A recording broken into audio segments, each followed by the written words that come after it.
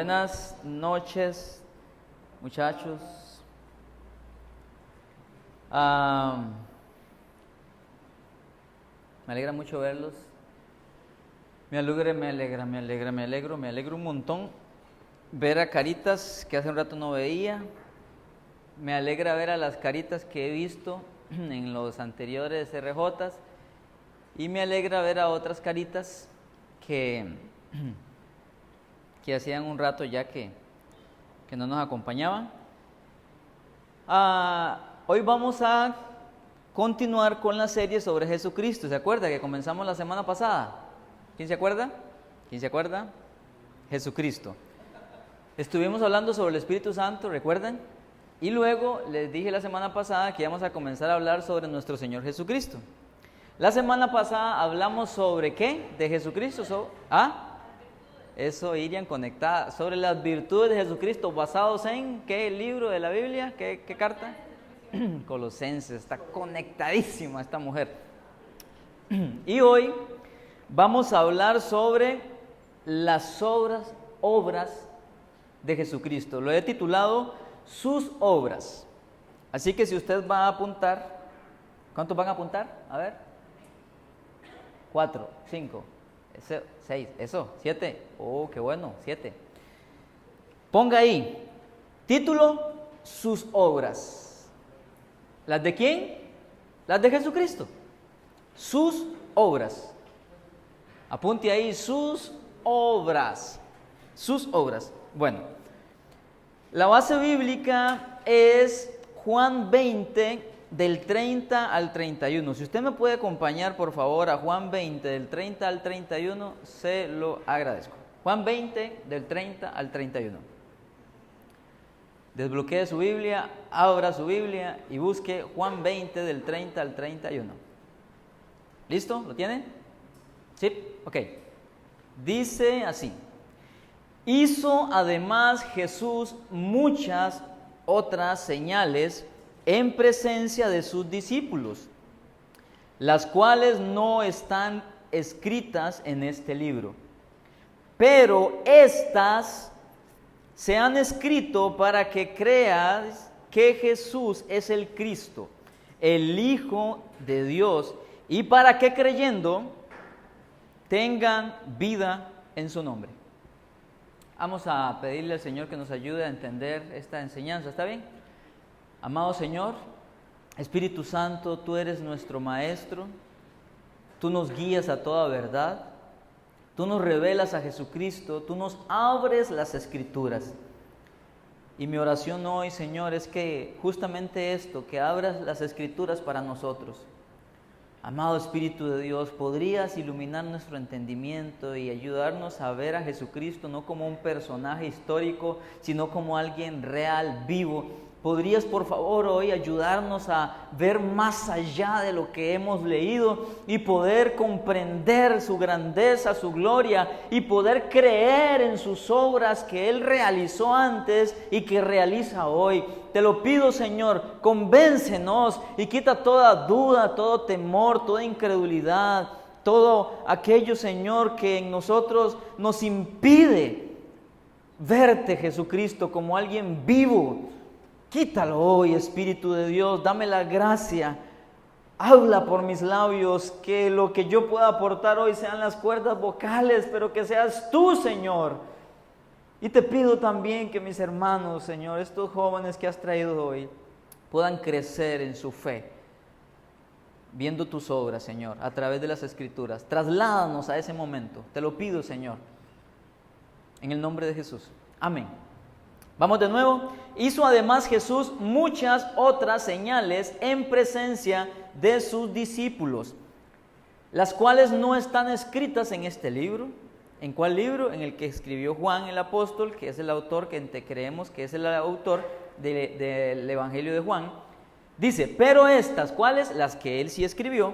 Dice, se han escrito para que creas que Jesús es el Cristo, el Hijo de Dios, y para que creyendo tengan vida en su nombre. ¿Ok?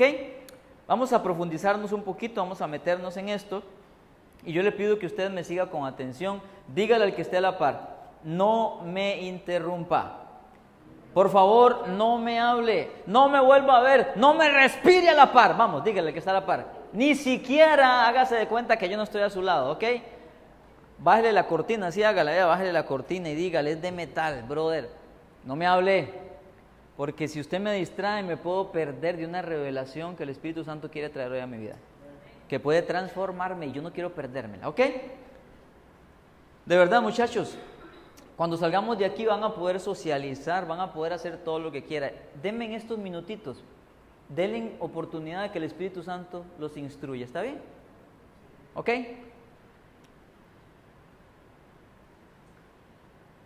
Las obras de Jesús, dice, pero estas se han escrito para que crean que Jesús es el Cristo. Ok, el objetivo de las señales que hizo Jesús era autenticar su autoridad, de que Él era quien decía ser, y esto fue cumplimiento de las profecías. Acompáñeme por favor a Mateo 8, por favor. Mateo 8, del 14 al 17. Acompáñeme un momentito, por favor. Mateo 8. Mateo 8. Vamos a leer del 14 al 17. ¿Lo tienen? Cuando Jesús llegó a la casa de Pedro, la suegra de Pedro estaba enferma en cama con mucha fiebre. Algunos dicen, ¿verdad?, de la iglesia tradicional que Pedro no se casó, pero bueno, ahí está hablando de la suegra, entonces el Señor sí tenía esposa. Aparte de que la historia extrabíblica dice que cuando crucificaban a la esposa de Pedro, Pedro le decía a ella que aguantara, que no negara al Señor. Y dice las historias extrabíblicas que él vio cuando la mataron a ella por causa de la fe. Dice que estaba la suegra de Pedro, estaba enferma en cama con mucha fiebre.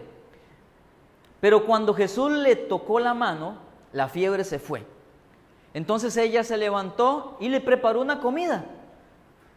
Aquella noche le llevaron a Jesús muchos endemoniados.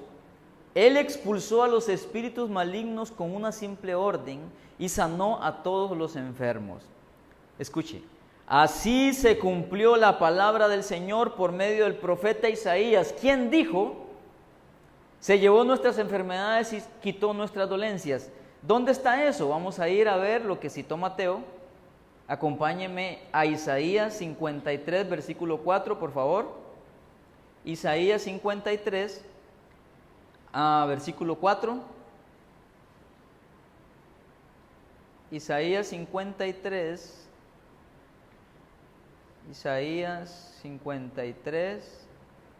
versículo 4. ¿Ya lo tiene? Yo no, espérenme.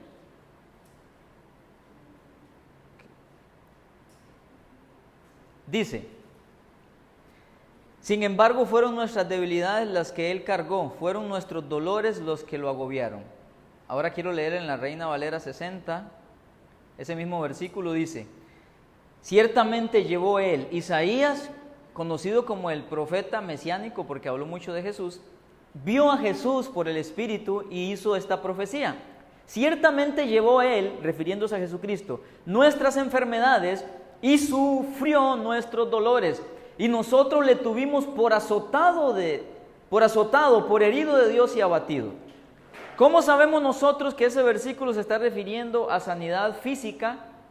Porque Mateo, en el versículo 17 del capítulo 8, hace una referencia a esa profecía y dice: así se cumplió la palabra del Señor por medio del profeta Isaías, quien dijo: se llevó nuestras enfermedades y quitó nuestras dolencias. ¿Por qué? Mateo ve a Jesús. Jesús empieza a sanar personas y empieza a echar fuera demonios. Cuando Mateo ve aquello, tiempo después, cuando él está escribiendo, dice: esa noche se cumplió Isaías 53:4. Entonces él hizo una referencia y dice: así se cumplió lo dicho por el profeta Isaías. ¿Qué? Que él no solo iba a venir a traer salvación, no solo iba a darnos redención, sino que además iba a darnos sanidad, porque en el contexto está sanando y está echando fuera demonios. Y según entendemos en 1 Corintios capítulo 12, donde habla de los dones, dice sanidades. se entiende en un estudio que usted puede hacer con lo que es la liberación, que la liberación es una forma de sanidad. Y cuando habla del don de sanidad en 1 Corintios capítulo 12, dice sanidades en plural, dice palabra de ciencia singular, dice profecía singular, dice sabiduría singular, pero cuando habla de sanidad dice sanidades plural. Y cuando usted hace un estudio profundo de los 4 evangelios, usted ve que muchas veces en un montón de citas bíblicas, que luego los voy a compartir porque ahorita no es el tema, usted ve que la liberación está asociada con la sanidad, por lo tanto es una forma de sanidad. Para los que dicen que la liberación no es un ministerio y todo el asunto, cuando usted estudia y ve es una sanidad asociada con 1 Corintios capítulo 12, donde habla de sanidades. Entonces, cuando Mateo ve aquello, que él está haciendo sanidades, echando fuera demonios y quitando dolencias físicas, Mateo lo asocia con la profecía de Isaías y dice, él también vino a traer sanidad física, porque es lo que dice el contexto. ¿Ok? Así que, continuando en la línea que tenemos, pero estas se han escrito, ¿qué cosas se han escrito? Las señales de Jesús. Las señales de Jesús, hermanos, cualquiera puede hablar. Escuche esto que le voy a decir. Cualquiera puede hablar, cualquiera puede predicar bonito. Los budistas hablan bonito. Los chamanes hablan bonito. Los de la cienciología hablan bonito. Cienciología hablan bonito. Los de la nueva era hablan bonito. Los musulmanes, los que no son radicales, hablan bonito. Los cristianos pueden hablar bonito.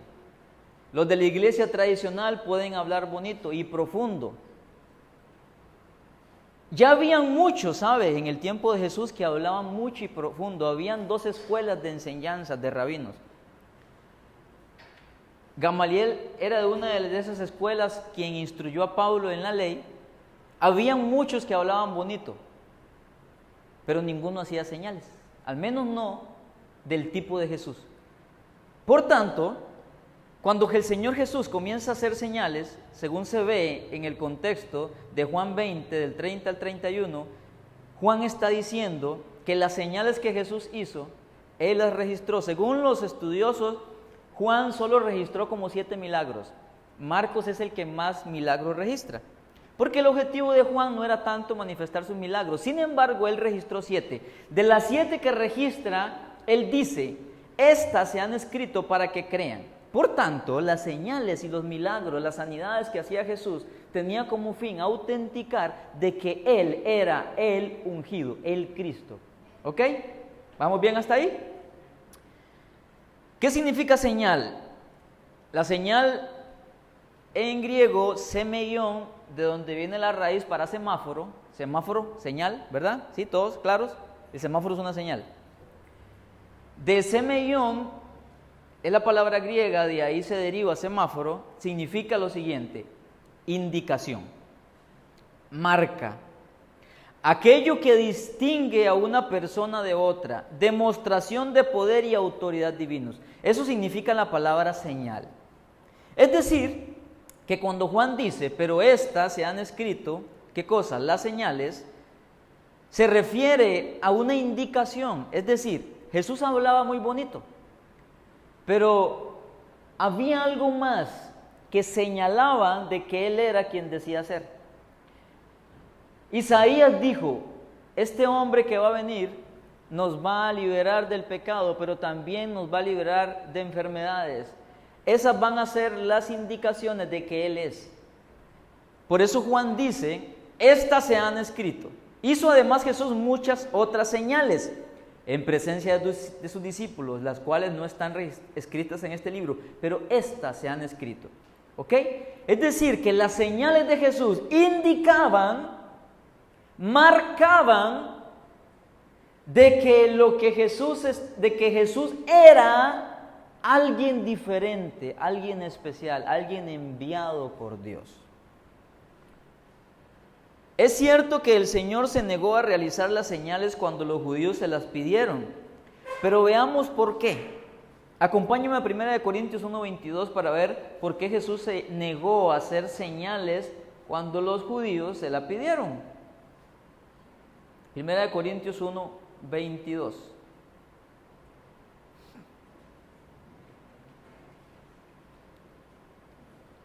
Vamos a leer del 21 al 22. Dice, 1 Corintios 1 del 21 al 22. Ya que Dios, en su sabiduría, se aseguró de que el mundo nunca lo conociera por medio de la sabiduría humana, usó nuestra predicación, entre comillas, ridícula, para salvar a los que creen. Es ridícula para los judíos que piden señales del cielo, y es ridícula para los griegos que buscan la sabiduría humana. Muchas veces al Señor Jesucristo le dijeron los discípulos, haz señal y creeremos en ti. Y venía de sanar a un ciego, venía de echar fuera un demonio, y le decía, haz señal del cielo y creeremos. Pero el Señor se negó. ¿Por qué? Los apóstoles también se encontraron con la misma demanda que los judíos habían hecho a Cristo. Escuche esto.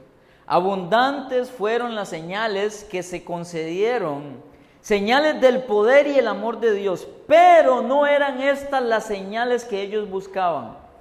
Los judíos querían señales de un reino mesiánico externo, de triunfo temporal, de grandeza material para el pueblo escogido. Con tales anhelos, el evangelio de un Mesías crucificado les era ciertamente una piedra de tropiezo. El Señor estaba sanando a un ciego, estaba echando fuera un demonio, y todavía vienen los judíos y dicen, haz señal del cielo y creeremos. Pero la señal que pedían los judíos no eran milagros.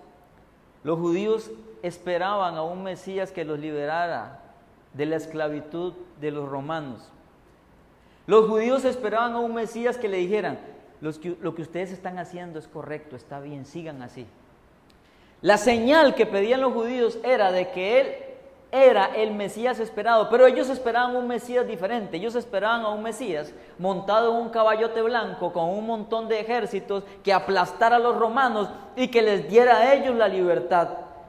Esa era la señal que ellos esperaban, y Jesús no se las dio. ¿Por qué? Porque Jesús dijo, yo no soy de este mundo, este no es mi reino, no es esto lo que yo vengo a hacer. Él vino a implantar el reino en los corazones de las personas.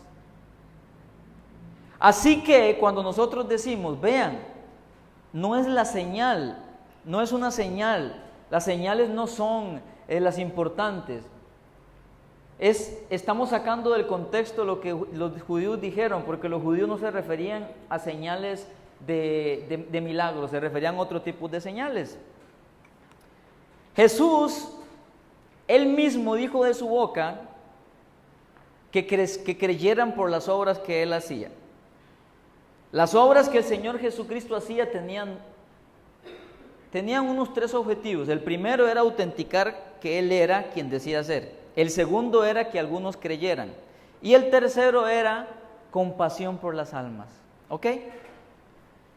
Ahora vamos a ver los versículos que nos dicen que Jesús mismo habló de que creyeran por las obras que Él hacía. Vamos a leer Juan 2:11. Vamos a leer Juan 2:11, por favor. Juan 2:11. Yo le ruego al Señor que les ayude a procesar todo esto que les estoy dando. ¿Listos? Juan 2:11. Este es el primer milagro, no tanto que hace Jesús, sino que registra Juan. Dice, esta señal milagrosa, ¿cuál señal? Convertir el agua en vino. En el contexto, Jesús convirtió 6 tinajas de agua en vino.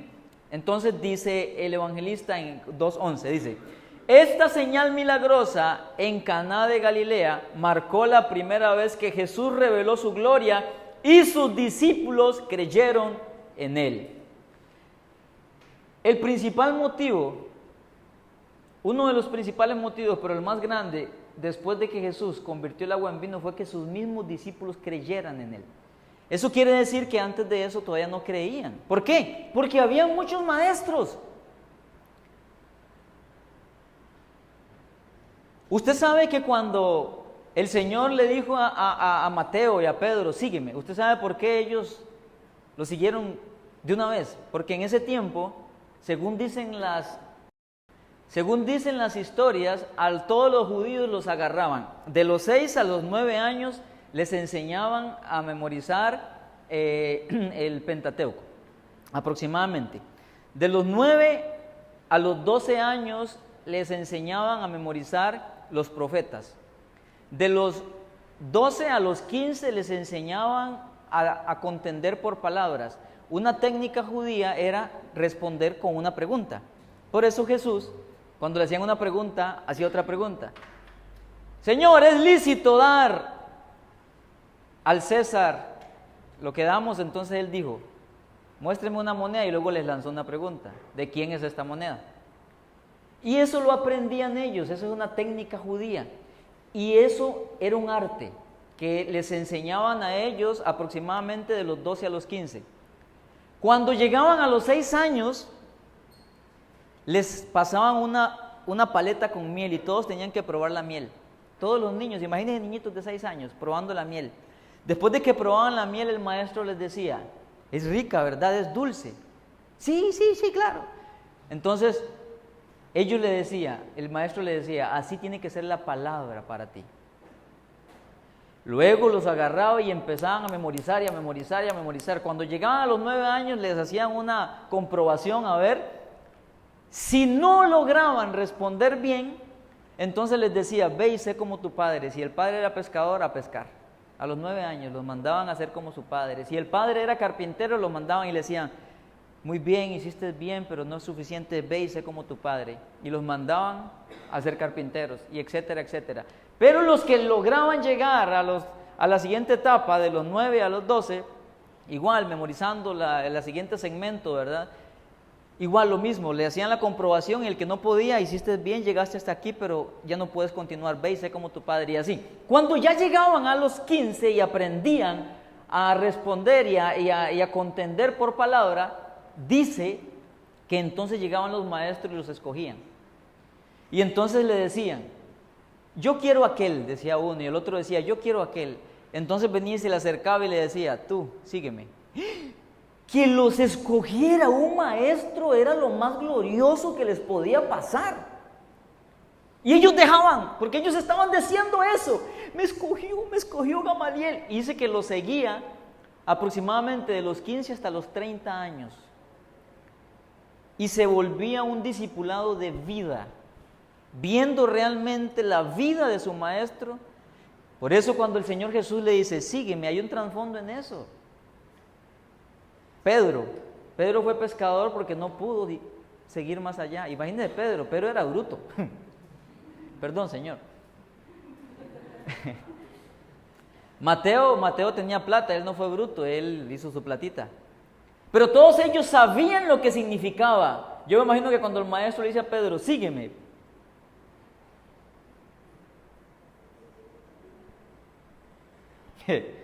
Porque que a ese hombre tosco, sin letra, que era un pescador, me imagino que sus manos estaban llenas de callos de tanto jalar las redes. Me imagino que tenía un aspecto, su barba y de todo, así un hombre debió ser tosco, grande, fuerte, me imagino, y que llegara el maestro y lo llamara.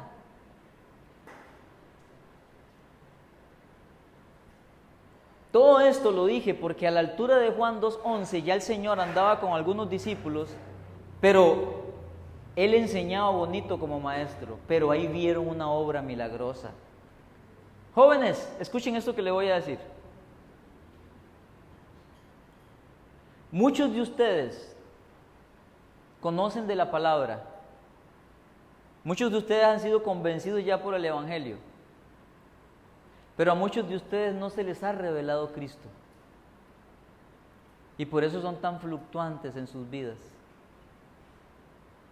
El Señor ya les había enseñado mucho a la altura de Juan 2:11, pero no se les había revelado su gloria. ¿Por qué lo sabemos? Porque ahí mismo dice, Jesús reveló su gloria y sus discípulos creyeron en Él. Pero no nos quedemos ahí, ahora vamos a Juan 3:2, por favor. Acompáñenme a Juan 3:2. ¿Ok? Dice, una noche fue a hablar con Jesús. ¿Quién? Nicodemo, el versículo anterior lo dice. Rabí, le dijo, Nicodemo era un hombre grande y reconoció que Jesús era maestro porque le llamó rabí. Le dijo: todos sabemos que Dios te ha enviado para enseñarnos. Las señales milagrosas que haces son la prueba de que Dios está contigo. Ahí continúa el contexto y el Señor Jesús lo aterriza y le dije: sí, conoces mucho pero no has nacido de nuevo, y el Señor lo lleva al nuevo nacimiento.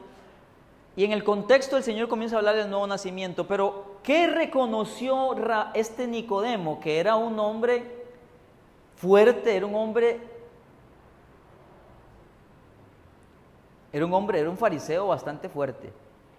¿Qué reconoció Nicodemo en Jesús? No tanto la enseñanza, aunque sí, la enseñanza lo sorprendió, pero él estaba acostumbrado a escuchar buenos maestros de su época. ¿Y qué le dijo? Las señales milagrosas que hace son la prueba de que Dios está contigo. Es decir, vemos algo distinto. Y más adelante, en un texto que no tengo aquí, dice: Juan a la verdad ninguna señal hizo, pero todo lo que dijo de éste era verdad. Aún Juan, con la potencia y el espíritu de Elías, no hizo ninguna señal. Pero Jesús sí, y esas lo confirmaron como el enviado de Dios. Acompáñenme a Juan 10:25, por favor. Juan 10:25. Yo le ruego a usted que escuche la palabra y se deje convencer por ella, y que deje que le penetre hasta lo más profundo de su corazón. Deje que la palabra le enseñe, ¿está bien? Juan 10:25 dice, vamos a leer del 24. Algunas personas lo rodearon y le preguntaron: ¿hasta cuándo nos tendrás en suspenso? Si tú eres el Mesías, dínoslo sin vueltas. Jesús les contestó: yo ya les dije y ustedes no me creen. La prueba es la obra que hago en nombre de mi Padre. Pero ustedes no me creen porque no son mis ovejas. El que se negaba a creer en las obras de Jesús era porque tenía el corazón endurecido. Acompáñeme ahora, por favor, a Juan 14:11. A Juan 14:11.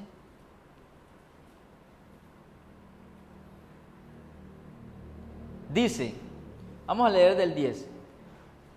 ¿Acaso no crees que yo soy en el Padre y el Padre está en mí?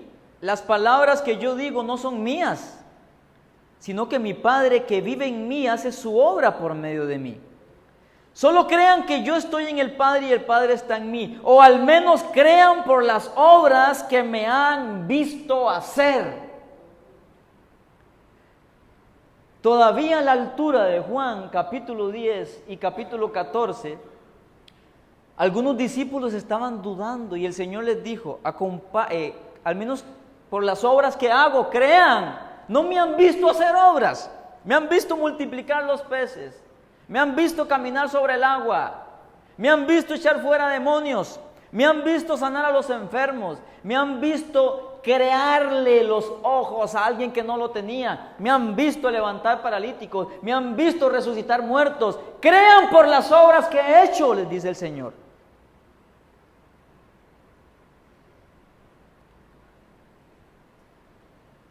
Al Señor Jesús lo acompañaban dos testigos. Un testigo era la enseñanza y el segundo testigo eran las obras.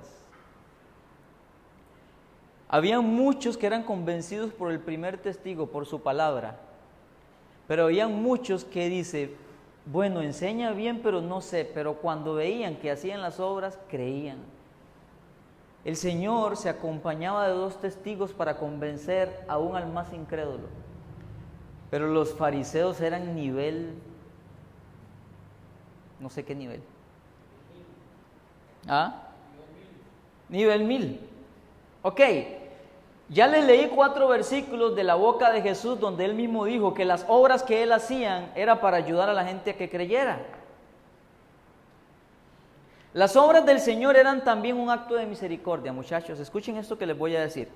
Hay muchos que dicen que no es necesario hacer señales, que con solo predicar el Evangelio es suficiente, porque dicen que ya no hay que hacerlas y un montón de cosas más.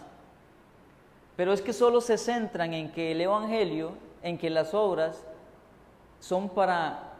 Porque algunos dicen esto, por ejemplo, hay una cruzada de milagros, se predica y luego se hacen milagros, y muchos dicen, ¿para qué si mucha gente es sanada y luego vuelve al mundo? Porque los milagros no convierten a nadie. Y es cierto, los milagros por sí solos no convierten, el que convierte es el Evangelio. Los milagros lo que hacen es afirmar la fe de los que creen o ayudan a la gente a que crea. Pero escuche esto, si usted solamente ve las obras del Señor como algo que es porque el Señor los hace nada más para convertir a la gente, quiero mostrarle otra cualidad del por qué el Señor también hacía obras poderosas de sanidad y liberación. Quiero mostrarle otra faceta. Si es verdad que el Señor a veces hacía obras para ayudar a la gente a creer, también Él las hacía por un acto de misericordia y de bondad. Y es aquí donde a veces nosotros fallamos y somos más duros o pretendemos ser más duros que el Señor. Acompáñeme a unos cuantos versículos. Vamos primero a Lucas 13 del 10 al 17, por favor. Lucas 13 del 10 al 17, por favor. Voy a ir un poquito rápido, si logra llegar me acompaña, si no pues me escucha. Cierto día de descanso, mientras Jesús enseñaba en la sinagoga, vio a una mujer que estaba lisiada a causa de un espíritu maligno.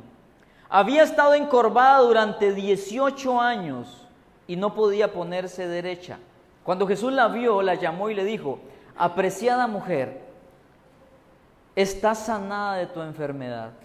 Luego la tocó y al instante ella pudo enderezarse. ¿Cómo alabó ella al Señor? Pero el líder a cargo de la sinagoga se indignó de que Jesús la sanara en un día de descanso. Hay 6 días en la semana para trabajar, dijo a la multitud. Vengan esos 6 días para ser sanados, no en día de descanso. Pero el Señor respondió, hipócritas. Cada uno de ustedes trabaja el día de descanso. ¿Acaso no desatan su buey o su burro y lo sacan del establo el día de descanso y lo llevan a tomar agua? Esta apreciada mujer, hija de Abraham, estuvo esclavizada por Satanás durante 18 años. ¿No es justo que sea liberada aún en el día de descanso? Esa sanidad específica del Señor en la sinagoga judía, las mujeres no tenían el derecho de sentarse juntamente con los hombres, es más, tenían otra entrada, porque la mujer era ciertamente marginada. Los hombres entraban por la puerta principal y las mujeres tenían que entrar por otro lado y sentarse en otro lado. El Señor se dirigió a esa mujer y la sanó por misericordia, por compasión. Pero quiero que me acompañe ahora a Marcos 3, del 1 al 6. Marcos 3, del 1 al 6. Dice, Jesús entró de nuevo en la sinagoga y vio a un hombre que tenía una mano deforme. Como era el día de descanso, los enemigos de Jesús lo vigilaban de cerca. Si sanaba la mano del hombre, tenían pensado acusarlo por trabajar en el día de descanso. Jesús le dijo al hombre con la mano deforme, ven y ponte de pie frente a todos. Luego se dirigió a sus acusadores y les preguntó, ¿permite la ley hacer buenas acciones? Ojo, no le dijo, permite la ley sanar. Le dijo, ¿permite la ley hacer buenas acciones en el día de descanso? ¿O es un día para hacer el mal? ¿Es un día para salvar la vida o para destruirla? Pero ellos no quisieron contestarle. Jesús miró con enojo a los que lo rodeaban. Ojo, los miró con enojo, profundamente entristecido por la, preste atención, dureza de su corazón. Entonces le dijo al hombre, extiende la mano. Así que el hombre la extendió y la mano quedó restaurada. Los fariseos salieron enseguida y se reunieron con los partidarios de Herodes para tramar cómo matar a Jesús. Otra vez vemos cómo el Señor Jesús tenía compasión de este hombre y le enojó, escuche, ponga atención a esto, le enojó que aquellos estuvieran más preocupados por su liturgia, por su religión, que por hacer misericordia. Póngame atención, ahora acompáñeme a Juan 14:14, por favor. Juan 14:14. Le estoy dando mucha Biblia para que su fe esté basada en la palabra de Dios.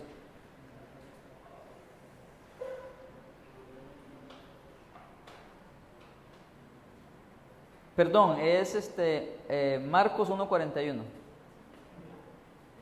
Marcos 1:41. Marcos 1:41.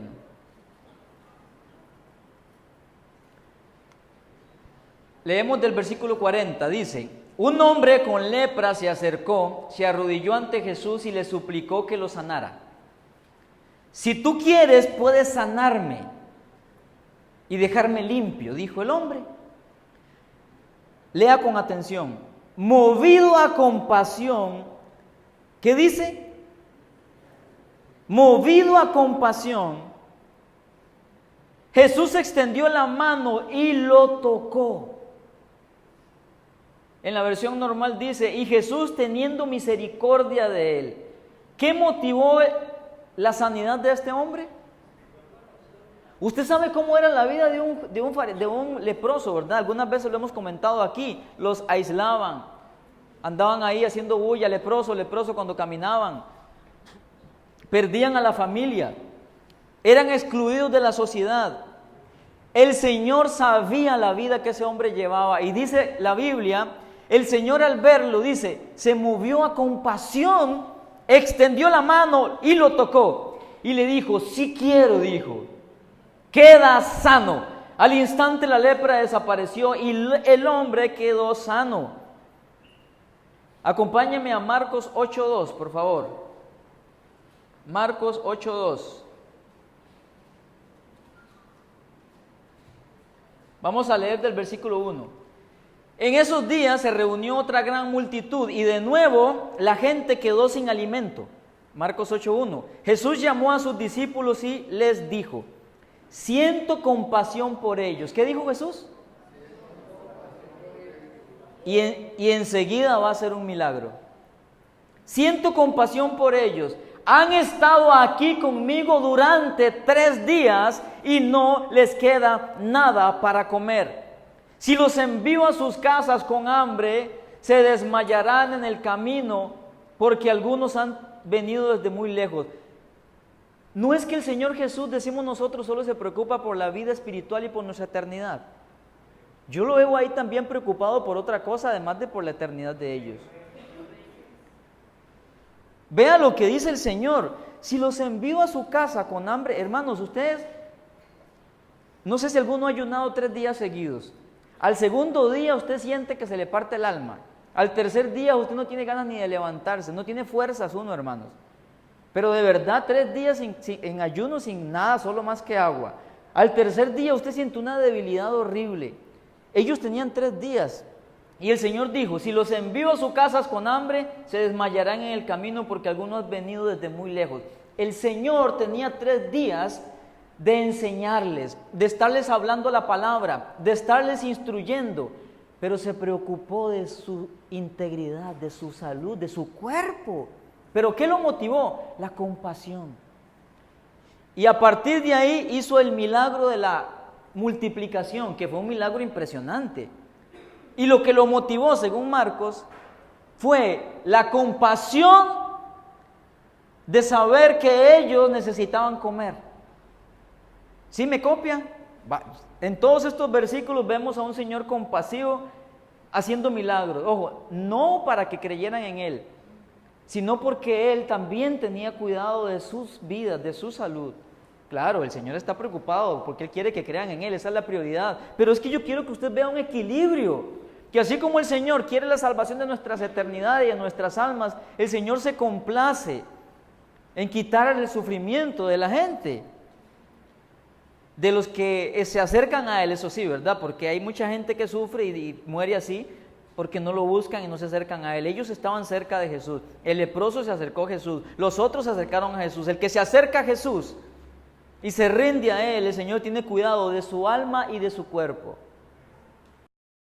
Ahora acompáñeme a Lucas 7:12, por favor. Lucas 7:12. Lucas 7:12. Vamos a leer del 12 al 15, ¿sí? Dice así.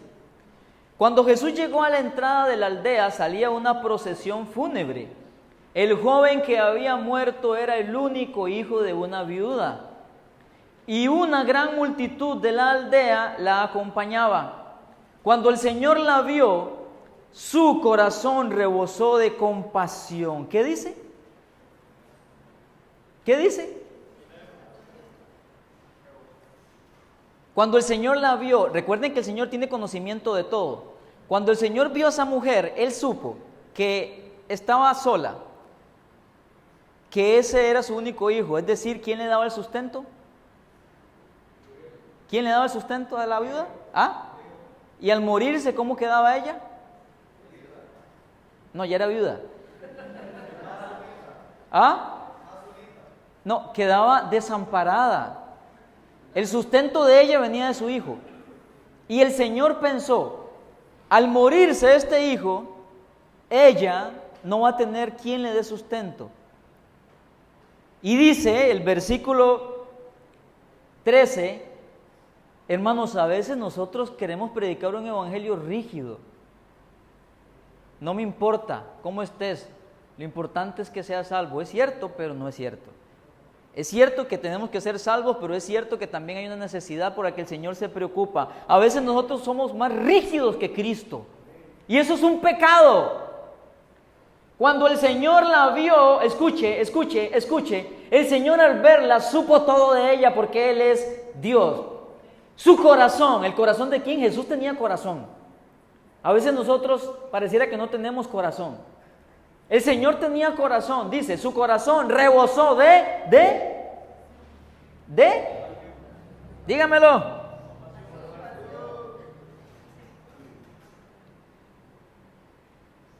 Y le dijo, no llores. Luego se acercó al ataúd y lo tocó al ataúd. Y los que cargaban el ataúd se detuvieron. Joven, dijo Jesús, te digo, levántate. Entonces el joven muerto se incorporó y comenzó a hablar. Jesús lo regresó a su madre. Un gran temor se apoderó de la multitud y alababan a Dios diciendo, un poderoso profeta se levantado entre nosotros. ¿Qué motivó esa sanidad de Jesús? Según el contexto, no inventemos, según el contexto. Hermanos, yo conozco a un Jesús compasivo. En todos los textos que le leí, primero le leí que el Señor hacía obras para que los incrédulos creyeran.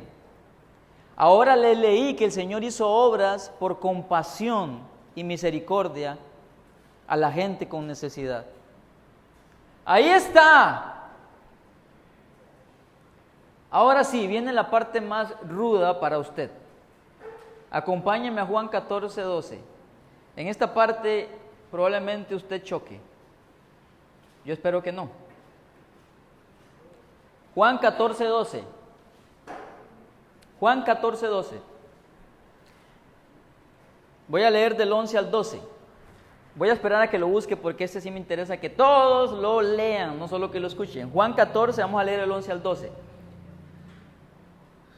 ¿Listos? Solo crean, aquí está el Señor hablando con sus discípulos, solo crean que yo estoy en el Padre y el Padre está en mí. O al menos crean por las obras que me han visto hacer. Les digo la verdad, cuando dijo les digo la verdad, ¿a quién les está hablando? ¿Ah? Discípulos, ¿verdad? Vean la frase que sigue. Todo aquel, ¿a quién se refiere? A los discípulos. Lo abrió, ¿verdad? Leamos en otra versión. Vamos a leer en la versión 60. Dice, creedme que yo estoy en el Padre. ¿A quién le dijo esas palabras? ¿A quién? A los discípulos. De cierto os digo, perdón, me leí el 11. Vean el 12. De cierto os digo, ¿a quién les dijo eso? Eso está en castellano, en nuestra forma sería de cierto les digo. ¿A quién? 2 puntos. El que en mí cree, ¿a quién se refiere? A todo el mundo. Ok, lo que sigue es muy importante. Primero le habló a los discípulos y después les dijo a los discípulos que todo aquel, o sea, lo abrió, ¿por qué no siguió hablándole solo a ellos? Lo abrió. ¿Sí? ¿Me está poniendo atención? Veamos lo que sigue porque es muy importante. El que cree en mí lo abrió. Las, ¿qué? Obras que yo hago, él, ¿a quién se refiere? A todo aquel que cree, según lo que lo conectamos anterior, él las hará también. ¿Le sirve este texto o no?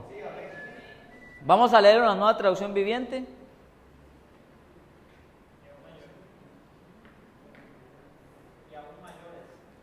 Sí, pero preocupémonos por hacer las que él hizo.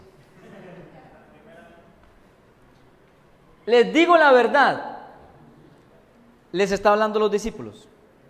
Todo aquel que crea en mí, lo abrió a todo el mundo. Porque dice todo. ¿Quién es todo? Todo aquel que en mí, ojo, que crea, se deriva de pistis, confianza,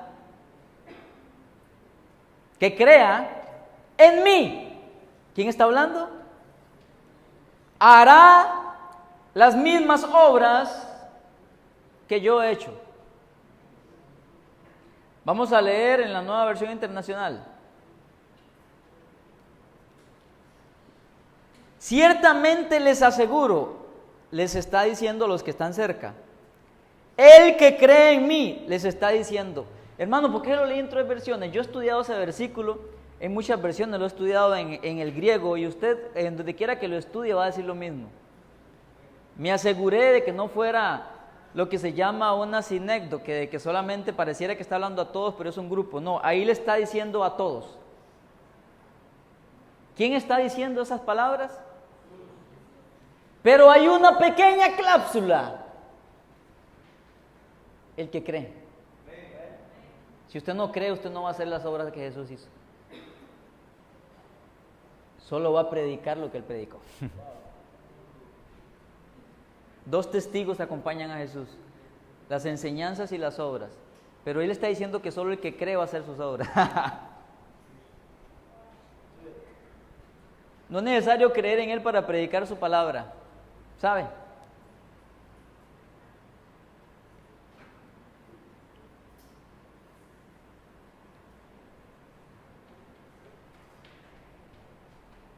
Él dice que el que cree en él, Jonathan, pero la Biblia habla de que también en los últimos días van a hacer obras que van a ser inspiradas por Satanás. Sí, pero si usted estudia el contexto, dice para arrastrar tras de sí. Si usted va a un predicador que hace señales y guía a la gente a Cristo, no es falso. Porque las señas, según enseña Tesalonicenses, según enseña Apocalipsis, las señas que vienen acompañadas por un poder demoníaco guían a la gente lejos de Cristo. Y tengo un estudio sobre eso que un día les voy a compartir.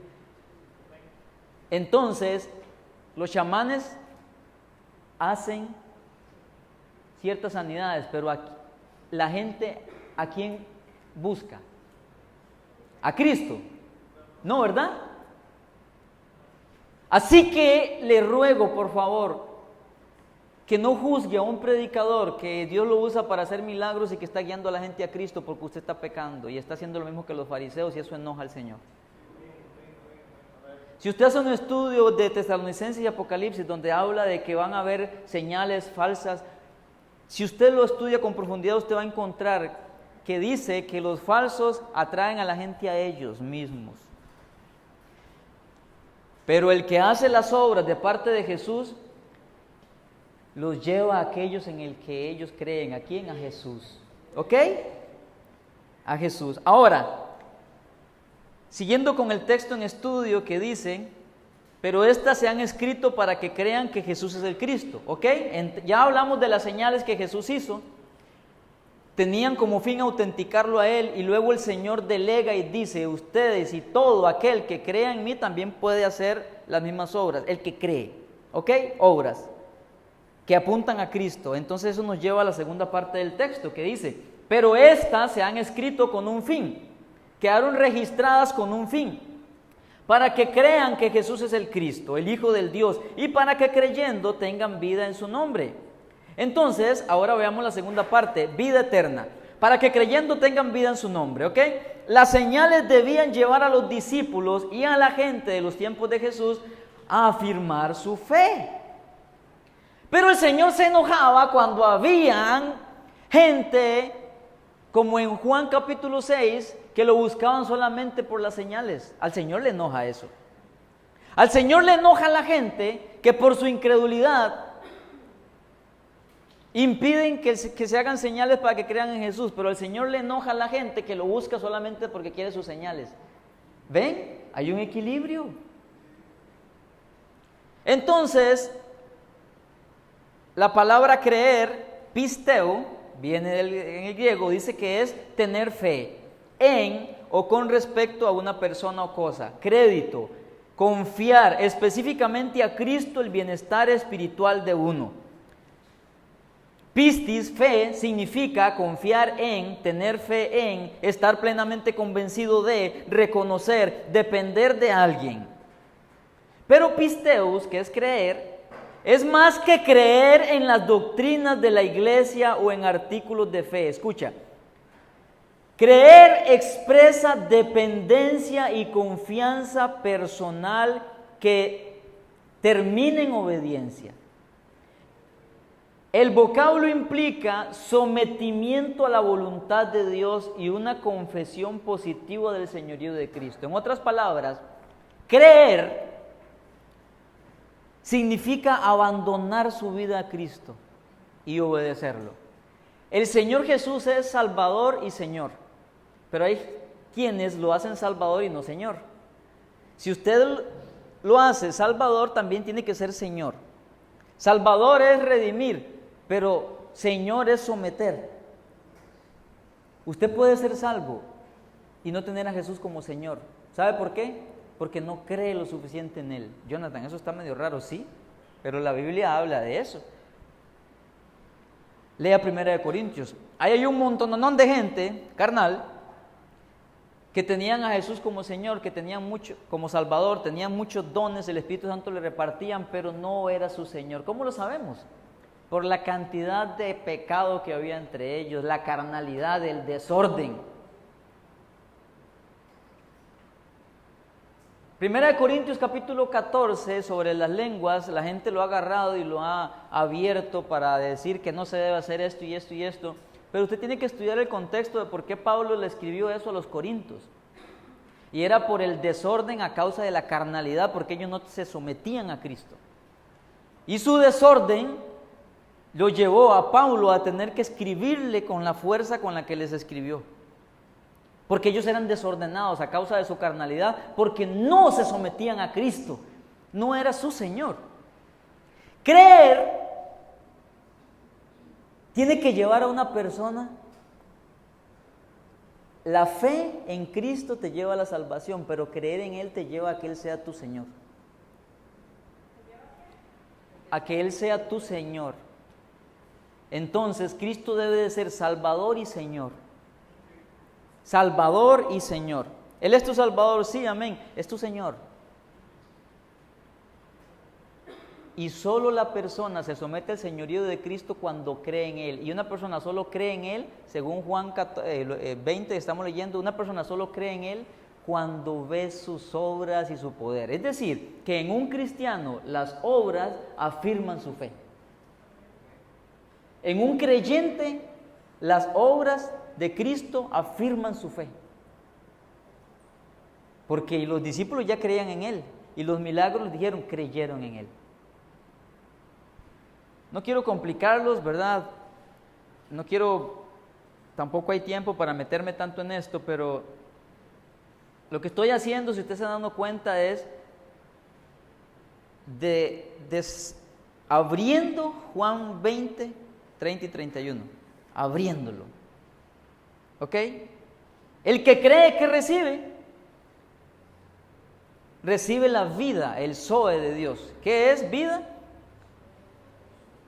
Se refiere al principio de vida. En el Nuevo Testamento, Zoe indica no solamente la vida física, sino la vida espiritual, la cual podemos alcanzar únicamente por medio de la fe en Cristo Jesús. Vida eterna se refiere no solamente a duración de vida, sino a calidad de vida. una vida presente de gracia y una vida futura de gloria. Hermano, lo que voy a leer a continuación es muy duro y con esto termino. Escúcheme, por favor, con atención. Es muy duro y mi intención no es golpearlos, sino despertar su entendimiento. ¿Está bien? Leo. Conclusión.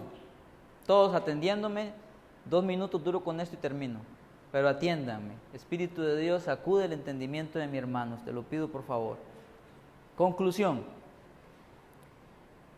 Vemos en este texto que Jesús acompañó su enseñanza de obras que eran, por así decirlo, los 2 testigos que le acompañaban, enseñanza y obras, que fueron en ocasiones para que creyeran, pero en ocasiones como un acto de compasión. Viene lo duro. ¿Por qué les enoja tanto a algunos un evangelio acompañado de obras de poder y señales milagrosas, como las que acompañaron a todos los seguidores de Jesús? Entiéndase, a los apóstoles, a los discípulos y a los diáconos. Porque tanto los apóstoles como los discípulos que no eran apóstoles y como los diáconos hicieron señales. Escuche, de verdad, hermanos, hice esto movido por el Espíritu Santo y no para golpear a nadie. Delante de Dios se los digo. Él conoce mi corazón. ¿Será acaso que aman más su forma de doctrina, entre comillas, su religión, su pequeño reino, que el reino de Dios? ¿Será que aman más su pequeño reino que hacer misericordia?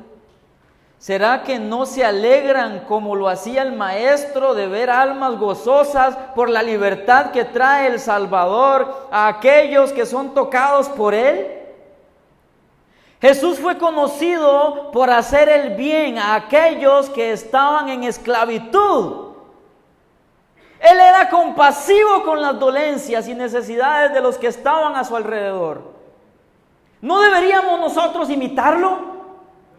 ¿Por qué se le debe atribuir al diablo las obras de misericordia en almas cautivas?